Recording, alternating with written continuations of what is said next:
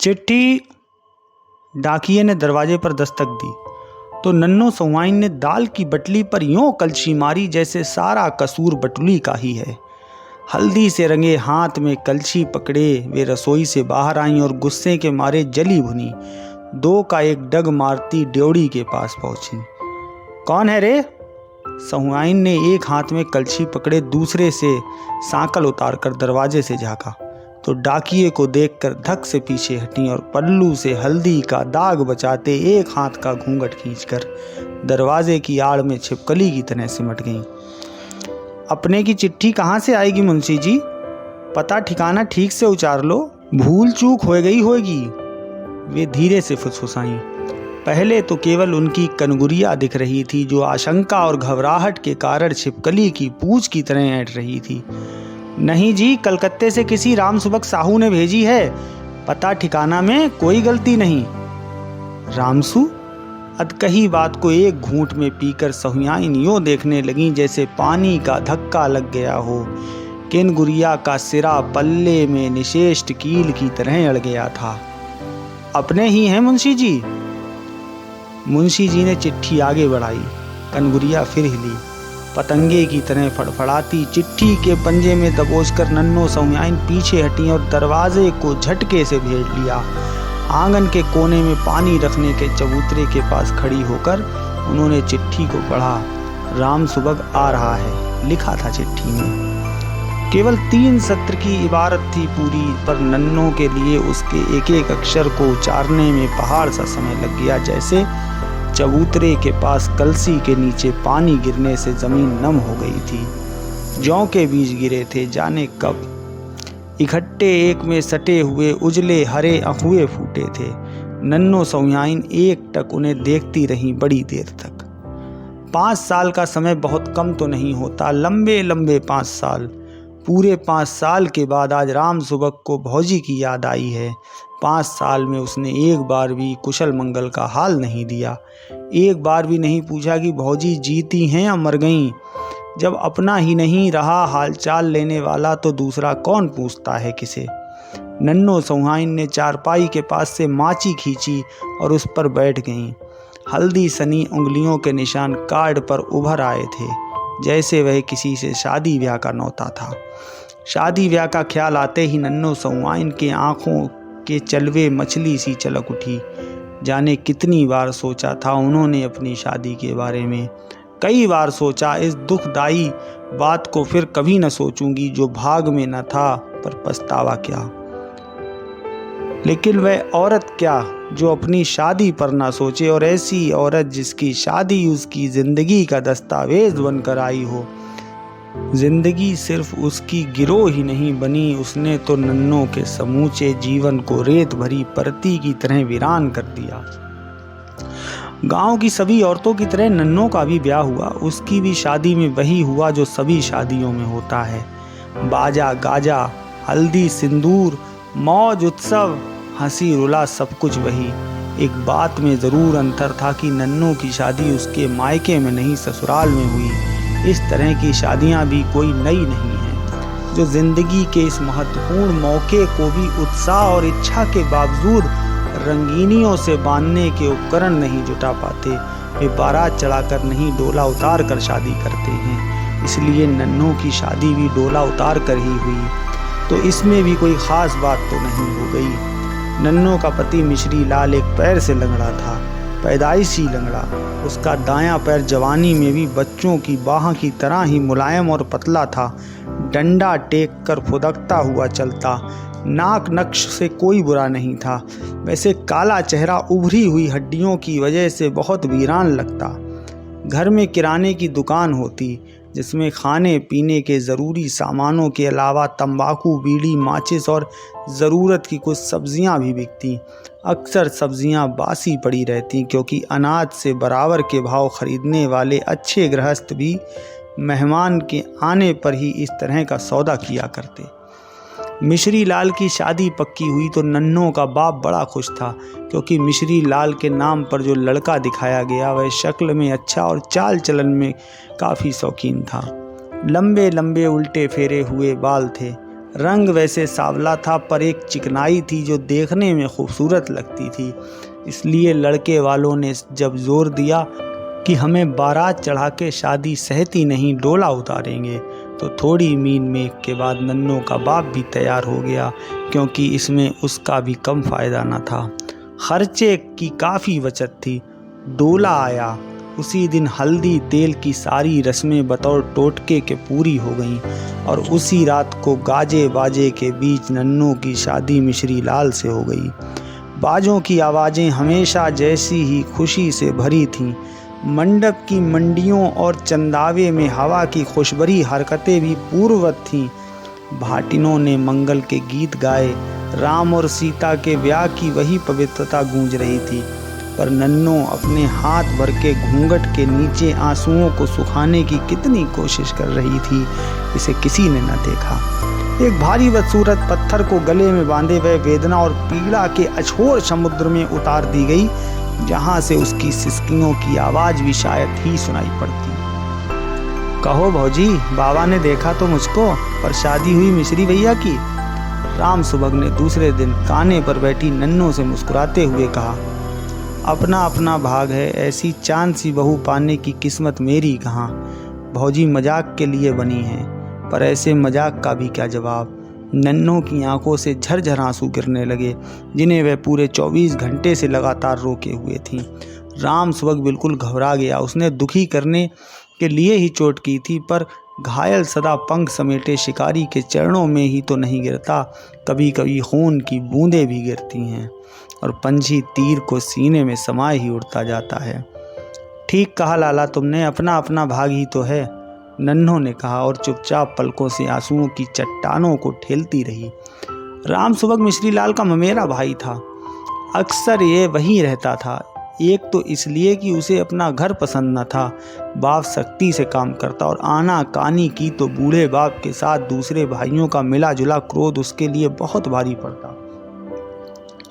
दूसरे मिश्री लाल का भी इरादा था कि वह अक्सर यहाँ आता जाता रहे, ताकि उसे दुकान के लिए सामान वगैरह खरीदवाने में आसानी पड़े। राम सुबह के लिए मिश्री लाल का घर अपना जैसा ही था। उसने मिश्री लाल की शादी की बात सुनी तो बड़ा खुश हुआ था कि घर में एक औरत आ जाएगी, थोड़ी चहल पहल रहेगी और मुरव्वत में अक्सर जो उसे चूल्हा फेंकने का काम भी कर देना पड़ता, उससे फुर्सत मिल जाएगी। पर नन्नों को देखकर राम सुबह को लगा कि कुछ ऐसा हो गया जैसा कभी सोचा ना था। नन्नों वह नहीं है जिसे मिश्री लाल की औरत के रूप में देखकर उसे कुछ अड़चन न मालूम हो। वह काफ़ी विश्वास के साथ आया था। नन्नों से बात करने, उसे जता देने की राम सुबह भी कुछ कम नहीं है। मिश्री लाल का बड़ा आदर मिलता है उसे। यह घर जैसे उसी के सहारे टिका है और भौजी के लिए राम सुबह सा देवर भी कहाँ मिलेगा। और शादी के पहले तो नन्नों के बाप ने भी उसे ही देखा था, पर जाने क्या हो नन्नों की उस झुकी हुई आंखों में कि राम सुबह सब भूल गया। चारपाई के नीचे बिछी रंगीन सुहागी चटाई पर पैरों को हाथ में लपेटे नन्नों बैठी थी, गुड़ी मुड़ी। उसकी लंबी बरौनियां बारिश में भीगी तितली के पैरों की तरह नम और बिखरी थी। वह एक टक कहीं देख रही थी, शायद मन के भीतर किसी बालियों से लदी फसल के ढके लहराते हुए खेत को, जिसमें किसी ने अभी अभी जलती हुई लुकाटी फेंक दी है। राम सुबह बड़ी देर तक वैसे ही चुप बैठा रहा। वह कभी आंगन में देखता तो कभी मुडेरे पर। वह चाहता था कि इस चुप्पी को नन्ही ही तोड़े, वही कुछ कहे, अपने मन से जो कहना ठीक समझे, क्योंकि उसके कहने में शायद बात कुछ ठीक बने न बने, पर नन्हों तो कुछ बोलती ही नहीं। ब्याह के दूसरे दिन के रस्म रिवाज पूरे हो रहे थे। कमारी डाले में अक्षत सिंदूर लेकर गांव की तमाम सत्तियों के चौरे पूज आई थी और सबसे मिश्री लाल की मृत माँ की ओर से वर वधू के लिए आशीर्वाद मांग आई थी। रात भर गाने से थकी हुई भाटिनें अपने मोटे और भोड़े स्वरों में अब भी राम और सीता की जोड़ी की असीसें गा रही थीं। कुछ बचे खुचे लोग एक तरफ बैठे खा रहे थे। पत्तल और पुरवे इधर उधर बिखरे पड़े थे। अच्छा भौजी, राम सुबह इस मौन को और न झेल सका, चुपचाप उठकर आंगन में चला आया। क्या बबुआ, भौजी पसंद आई? एक मनचिली भाटिन ने मोटी आवाज में पूछा। हाँ हाँ, बहुत। राम सुबह ने इस प्रश्न की चुभन को भांप गया था। उसने मुस्कुराने की कोशिश की, पर गर्दन ऊपर न उठ सकी। वह चुपचाप सिर झुकाए दालान में जाकर मिश्री लाल के पास चारपाई पर बैठ गया। उस समय मिश्री लाल दो एक नाते रिश्तों के लोगों से बात कर रहा था। पीले रंग की धोती उसके काले शरीर पर काफी फब रही थी और उसके चेहरे की वीरानी में कोई अंतर न था। खुशी उसके चेहरे पर ऐसी लग रही थी जैसे किसी ने जंग लगी पिचकी डिबिया में कपूर रख दिया हो। उसके दाहिने हाथ का कंगन एक मरे हुए मकड़े की तरह झूल रहा था। जाने क्यों आज राम सुबह को मिश्री लाल बहुत बदसूरत लग रहा था। शादी के कपड़ों में कोई ऐसा भद्दा लगता है, ये राम सुबह ने पहली बार देखा। सुबह मिश्री लाल ने बातचीत से निपटकर दालान में एकांत देखकर पूछा, क्यों रे भौजी कैसी लगी? सच कहना, अपनों से क्या दुराव? गया था ना, कुछ कह रही थी? नहीं तो, राम सुबह ने कहा। काफ़ी हंसमुख हैं, वैसे मायका छूटने पर तो सभी दुल्हनें थोड़ी उदास रहती हैं। मिश्री लाल अजीब तरीके से हंसा। अरे वाह, अरे सुम्बू, तू तो भाई दुल्हनें पहचानने में बेजोड़ निकला। उदास क्यों लगती है भला वे? किसी परिवार वाले घर में जाती सास जेठानियों की धौंस से कलेजा फट जाता। दिन रात कांव कांव, यहाँ तो बस दो प्राणी हैं, राज करना है कि नहीं? राम सुबह ने गर्दन झुकाए चारपाई के नीचे देख रहा था। उसने वैसे ही हामी भर दी जैसे उसने पूरी बात सुनी ही ना हो। मिश्री सा, दरवाजे के से कमारी ने पुकारा। बाबा जी बुला रहे हैं, चौके पर कंगन छूटने की साइद बीत रही है। मिश्री लाल धीरे से उठे और फुदकते हुए चौके पर जा बैठे। लाल चुनर में लपेटे गुड़िया की तरह उठाकर नन्नों को कमारी ले आई और उसने मिश्री लाल की बगल में बिठा दिया। मिश्री लाल की शादी हुए एक सतवारा बीत चुका था। इसी बीच जाने कितनी बार राम सुबह नन्नों के पास बैठा। नन्नों के पास बैठने में उसे बड़ी घुटन महसूस होती। उसे हर बार लगता कि गलती में आ गया। उसका मन हर बार एक अजीब किस्म की उदासी से भर जाता। वह सोचता कि अब उसके पास नहीं जाऊंगा, जो होना था सो हो गया, पर उसका जी नहीं मानता। नन्नों ने इसी बीच मुश्किल से उससे दो चार बातें की होंगी, कभी शायद ही उसकी ओर देखा हो, पर पता नहीं उन झुकी हुई बरौनियों से घिरी आंखों में कैसा भाव है कि राम सुबह खिंचा चला आता है। वे आंखें उसे कभी नहीं देखती, कहीं और देखती हैं, पर उनका इस तरह देखना राम सुबह के मन में आंधी की तरह घुमड़ उठता है। वह बार बार सोचता है कि शायद नन्नों के पाप के सामने वह दूल्हा बनकर ना खड़ा होता तो आज नन्नों यहाँ न होती। झुकी हुई पलकों से घिरी इन आंखों की पीड़ा उसी ने पैदा की है।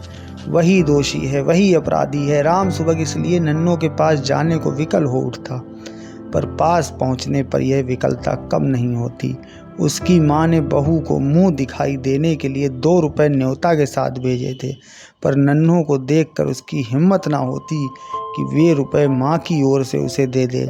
वह बाजार से सिल्क का एक रुमाल भी खरीद लाया, रुपए उसी में बांध लिए, पर रुमाल हमेशा उसकी जेब में पड़ा रहा। वह उसे नन्हों को दे न सका। क्यों लाला, इतना उदास क्यों है?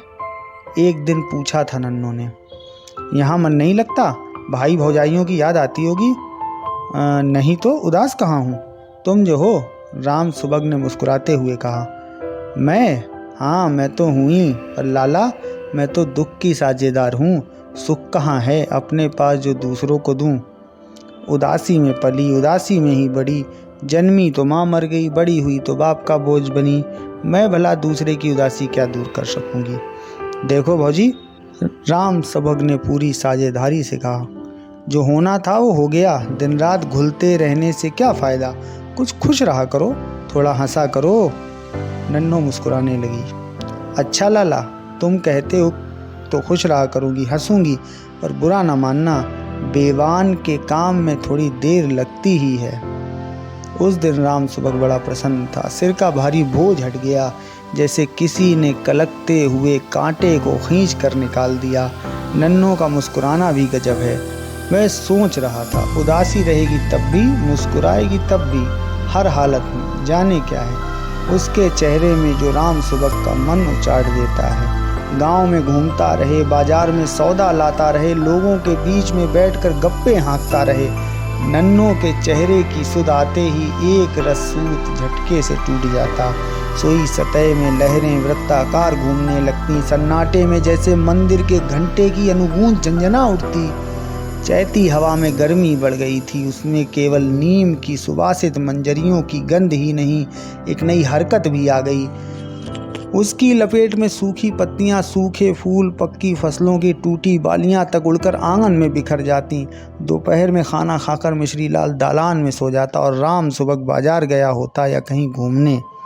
नन्नो घर में अकेली बैठी सूखे पत्तों का फड़फड़ाना देखती रहती। उसके आंगन के पास भी खंडहर में नीम का पेड़ था। ऐसे दिनों में जब नीम हरी निमोरियों से लद जाता, वह ढेर सी निमोरियाँ तोड़ कर घर ले आती और उन्हें तोड़ तोड़ कर ताजे दूध से गालों पर तरह तरह की तस्वीरें बनाती। शीशे के ठीक एपन की पुतरी मालूम होती। रामलीला में देखा था, राम और सीता बनने वाले लड़कों के गालों पर ऐसी ही तस्वीरें बनती थीं। हवा का एक तेज झोंका आया, किवाड़ झटके से खड़खड़ाया। देखा सामने राम सुबह खड़ा था, मुस्कुराता हुआ। भौजी, वह पास की चारपाई पर बैठ गया। एक गिलास पानी पिला दो, बड़ी प्यास लगी है। कहाँ गए थे इतनी धूप में? नन्नो उठी और आंगन के कोने में चबूतरे पर रखी गगरी में पानी डाल कर ले आई। जाने क्या हो गया था उस दिन राम सुबह को कि उसने गिलास के साथ नन्नो की बाह को दोनों हाथों से पकड़ लिया। एक झटके के साथ वहाँ कापी और सांप की तरह ऐंठ कर सुबह के हाथों से छूट गई। गिलास धब की आवाज़ के साथ ज़मीन पर गिर पड़ा। शर्म नहीं आती तुम्हें? नन्नो सापिन की तरह फुफकारती हुई बोली। कि बड़े मर्द थे तो सबके सामने वहाँ पकड़ी होती, तब तो स्वांग किया था, दूसरे के एवज तने थे, सूरत दिखाकर ठगारी की थी। अब दूसरे की बहू का हाथ पकड़ते शर्म नहीं आती? मैं तो भौजी तुम्हें यह देने आया था। राम सुबह ने रुमाल निकाला जिसकी खूंट में 2 रुपए बंधे थे। क्या है ये? नन्नो ने गुस्से में ही पूछा। मुंह दिखाई के रुपए हैं, कई बार सोचा देने को पर दे न सका। उसने रुमाल वहीं चारपाई पर रख दिया और लड़खड़ाता हुआ बाहर चला गया। सारा आंगन झूले की तरह डोल रहा था। गांव की गलियां दरवाजे जैसे उसकी ओर घूर रहे थे। उसी दिन वह अपने गांव चला गया। 2 महीने बीत गए। राम सुबह का कोई समाचार न मिला। मिश्री लाल कभी उसकी चर्चा भी करता तो नन्नो को चुप देख 1-2 बातें चलाकर मौन हो जाता। दुकान के लिए सारी चीज़ें राम सुबह ही खरीद कर लाता था। उसके न होने से मिश्री लाल को बहुत तकलीफ होती। किसी लट्टू टट्टू या बैल वाले से सामान तो मंगवा लेता, पर चीज़ें मनमाफिक नहीं मिलती और उनके साथ बाजार जाकर चीज़ें खरीदने में उसे काफ़ी दिक्कत भी होती। दोपहर के वक्त जबकि सूरज सिर पर तपता होता, लू में डंडे के सहारे टेकता, पसीने से लथपथ किसी तरह वह घर पर पहुंचता।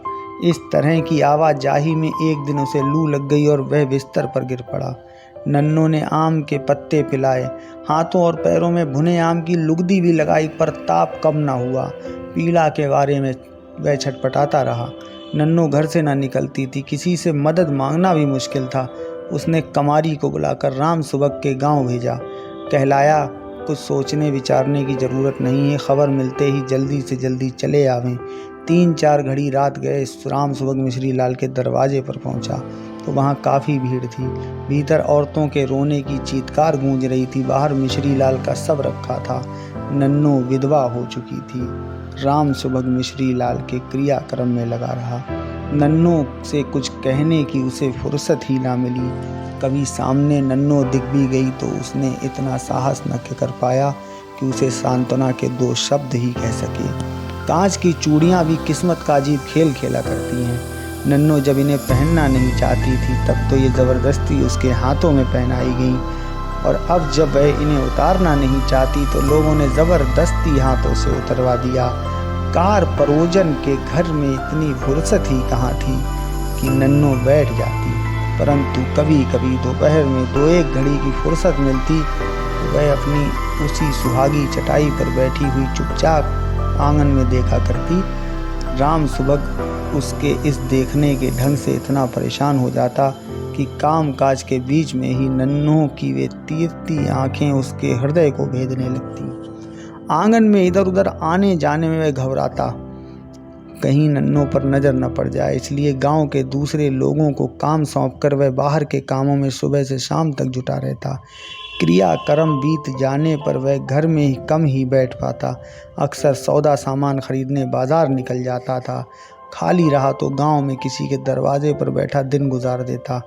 कई महीने बीत गए, बरसात आई और गई, पानी सूख गया, बादलों का घिरना बंद हो गया, बौछारों की टूटी जर्जर दीवारों के घाव भर गए। नई मिट्टी से सज संवर के वे पहले की जैसे ही प्रसन्न मालूम होती। ऐसा लगता जैसे इन पर कभी बौछार की चोट पड़ी ही ना हो, कभी इनके तन पर ठेस लगी ही ना हो। उस दिन चमटोली में गादी लगी थी। कार्तिक की पूनों को हमेशा यह गादी लगती। बीच चौकी पर सदगुरु की तस्वीर फूल मालाओं में सजा कर रखी हुई थी। अगरबत्तियों के धुएं से चमरौटी की गंदी हवा भी खुशबूदार हो गई। कीर्तन मंडली बैठी हुई थी। गांव की औरतें, बूढ़े बच्चे इकट्ठे होकर भजन सुन रहे थे। जो तुम बांधे मोहे पास हम प्रेम बदन तुम बांधे, अपने छूटन की जतन करहु हम छूटे तुम राधे। जो तुम गिरवर तऊ हम मोरा, और जो तुम चंदा हम भय चकोरा। माधव तुम तोरऊ तो हम नहीं तोरई, तुम सो तोर कवन सो जोरई। काफ़ी देर तक कीर्तन चलता रहा।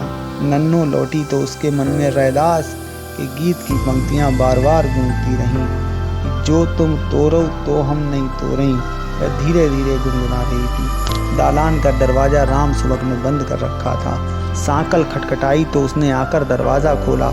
इतनी रात को इस तरह तुम्हारा गली गली घूमना ठीक नहीं भौजी। जाने कहाँ का साहस आ गया था उसे। राम सुबह ने दरवाज़ा बंद करते हुए बोला। नन्नो ने कुछ न कहा। मैं तुम्ही से कह रहा हूँ। नन्नो एक झटके के साथ घूमी। राम सुबह के चेहरे पर उसकी आंखें इस तरह टिकी थी मानो बेद कर भीतर घुस जाएगी। इतनी कलक होती तो पहले ही ब्याह कर लिया होता। इस तरह डांट रहे हो लाला, जैसे मैं तुम्हारी जोरू हूँ। खबरदार फिर कभी आंख दिखाई तो। राम सुबह माथा पकड़ कर बैठ गया।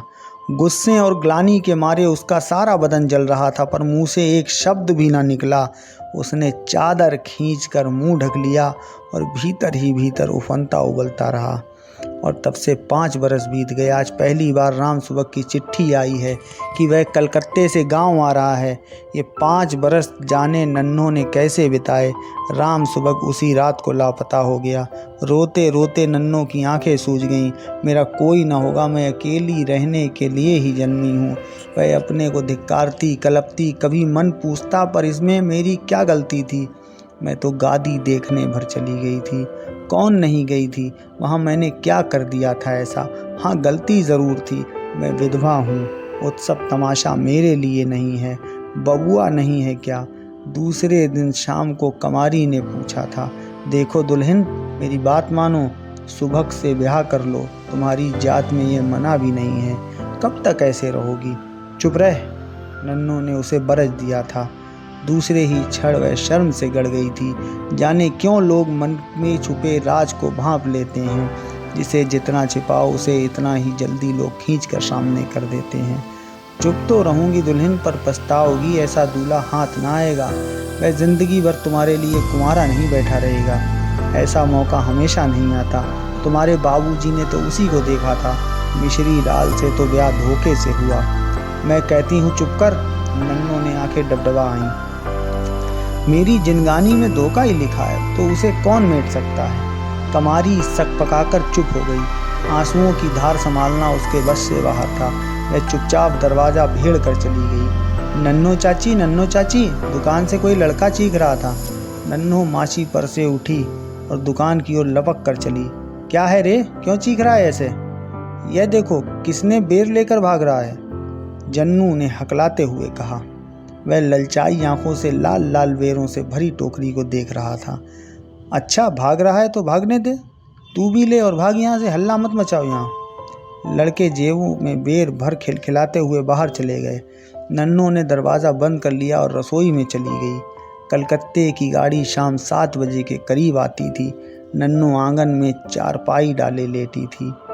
छिलंगी चारपाई थी, मूंज की। पैरों में रेशे की चुभन अजीब लगती। हवा पहले जैसी सर्द न थी। हल्की गर्मी गुलाबी रंग की तरह हर झकोरे में समाई हुई थी। नन्हों के खुले हुए काले बाल सिरहाने की पाटी से ज़मीन तक लटके हुए थे। वह चुपचाप नीले आसमान के तारों की ओर देख रही थी। आंगन की पूर्वी दीवार की आड़ से शायद चांद निकल रहा होगा, क्योंकि उजला उजला ढेर सा प्रकाश मुंडेर की छाजन पर मिट्टी की पटरियों से टकराकर चमक रहा था। सांकल खड़की। भौजी! सुबह 5 साल बाद लौटा था। नन्नों ने दरवाज़ा खोला। सुबह था सामने। अंधेरे में वह उसे देखती रही। आ जाओ। पंखुड़ियों के चिटकने जैसी आवाज़ सन्नाटे में उभर कर खो गई। दोनों बिल्कुल खामोश थे। राम सुबह आंगन की चारपाई पर आकर बैठ गया। एक अजीब सा सन्नाटा दोनों को घेर कर बैठ गया था। खा पीकर राम सुबह जब सोने के लिए अपनी चारपाई पर गया तो माची खींचकर नन्नो उसे अपने पास बैठा लेती है। क्यों बाबू, बहुत दिनों के बाद सुध ली? नन्नो ने ही बात शुरू की। बहुत दुबले हो गए हो, बीमार तो नहीं थे? नहीं तो, राम सुबह बोला। 5 साल तक तो भुलाने की कोशिश करता रहा भौजी, पर भूलता नहीं। मैंने कई बार सोचा कि चलकर तुमसे माफ़ी मांग लें, पर हिम्मत ना हुई। अब की मैंने तय किया कि जो कहना है कह ही जाऊं। मैंने अनजाने में गलती कर दी भौजी। मैं नहीं जानता था कि मेरी तनिक सी गलती इतना फल देगी। मैंने जो कुछ किया मिस्री भैया की खुशी के लिए ही, पर कसूर तो है ही, चाहे वह जैसे भी मन से हो। राम सुबह ने ज़मीन पर देखते हुए कहा। मेरे कसूर को तुम ही माफ़ कर सकती हो। कसूर कैसा लाला? तुम जिसे कसूर कहते हो वह मेरे भाग्य का फल था। तुम समझते हो कि बाबूजी को कुछ नहीं मालूम था? मालूम तो उन्हें तभी हो गया था जब डोला भेजने की बात हुई। बिगड़ने वाली बात को सभी पहले से जान लेते हैं बाबू। जिनके पास बल है उसे नहीं होने देते, जो कमज़ोर हैं उसे धोखा कहकर छिपाते हैं। बाबू को सब मालूम हो गया था, पर अच्छे घर के लिए जो चाहिए वह बाबू कहाँ से लाते? इसमें तुम तो एक बहाना बन गए। तुम्हारा क्या कसूर है इसमें? नन्नों ने आंचल से आंखें पोंछ लीं। राम सुबह बेवकूफ़ की तरह आंखें फाड़ कर अंधेरे में नन्नों को देखता रहा। अच्छा बाबू, थके हो गए, सवेरे फिर बातें कर लूँगी। नन्नो उठकर अपनी मसेनी की ओर चली गई। राम सुबह 3 दिन तक रहा। तीनों दिन में शायद ही वह 2-1 बार गांव में घूमने गया। दिन रात नन्नों से बातें करने ही उसका काम था। दुनिया भर की बातें, कलकत्ते की, बाप की, माँ की, भाइयों और भौजाइयों की। नन्नो राम सुबह को एकदम बदली हुई लगती। उसकी आंखों में अब पहले जैसी तीखी चमक नहीं थी। उसके स्थान पर ममता और स्नेह का जल भरा था। अब वह एक टक सुनसान कोने को नहीं देखती थी, पर बरौनियों में नमी अब भी पहले जैसी ही थी। नन्नों को इस नए रूप में देखकर सुबह का मन नई आशा से भरने लगा। तो क्या यह सब हो जाएगा? क्या भाग्य की गणना फिर सही हो जाएगी? पर नन्नों से कुछ कह पाना उसके लिए सदा ही कठिन रहा। वह आज भी पिछली 2 घटनाओं को भूला नहीं था, पर नन्नों भी तो ऐसी पहले न थी। आज नन्नों को फिर पुरानी बातें याद आ रही हैं। रैदास के गीत की वही पंक्तियाँ न जाने क्यों वह बार बार याद कर रही है। जो तुम तोरो तो हम ना ही तोरें, तुम सो तोर कवन सो जोरें। वह खुश है, प्रसन्न है, पर राम सुबह को चैन नहीं। शायद चलने की बात करूं तो वह कुछ खुल के कहेगी। इसी आशा से उस दिन सुबह ही सुबह ने कहा, भौजी अब मैं गांव जाऊंगा, आज रात वाली गाड़ी से। क्यों बाबू, मन नहीं लग रहा? मन तो लग रहा है, पर अच्छा ठीक है। राम सुबह इस उत्तर से कुछ समझ न सका। वह मन मारे अपने कमरे में बैठा रहा। शायद चलते वक्त कुछ कहे, शायद फिर लौट आने के लिए आग्रह करे। शाम को अपना सामान बांधकर जब सुबह तैयार हुआ तो नन्नो अपने कमरे से निकल कर आई। तैयारी हो गई लाला? हाँ। नन्नो ने आंचल से हाथ निकाला और राम सुबह की ओर हाथ बढ़ाकर कहा, यह तुम्हारा रुमाल है लाला। राम सुबह काठ की तरह निश्चेष्ट हो गया। लेकिन इसे तो मैंने मुंह दिखाई में दिया था ना भाभी। बाबू ने तुम्हारा मुंह देखकर मुझे अनदेखा सुहाग सौंपा था। तुम्हारी माँ ने उसी के अमर रहने के लिए रुपए दिए थे आशीर्वाद में, और बड़ों ने जो दिया उसे मैंने माथे पर ले लिया। मैं कमज़ोर थी बाबू, भाग्य से हार गई, पर आज तो मैं अपने पैरों पर खड़ी हूँ। आज मुझे तुम हारने मत दो। तुम्हारा रुमाल मेरे पाँव बांध देता है लाला, इसी से लौटा रही हूँ, बुरा न मानना। राम सुबह ने धीरे से रुमाल ले लिया। नन्नो उसका जाना भी देख ना सकी। आंखें जल में तैर रही थीं। दिए की लौ जटा मासी के फूल की तरह कई फांकों में बट गई। नन्नो ने किवाड़ तो बंद कर लिया, पर सांकल न चढ़ा सकी। तो मित्रों, ये थी हमारी आज की कहानी। कहानी आपको कैसी लगी कमेंट बॉक्स में अपनी राय अवश्य दें। कहानी आपको पसंद आई हो तो इस कहानी को लाइक करें, शेयर करें और हमारे चैनल कथानक को ज़रूर सब्सक्राइब करें। धन्यवाद।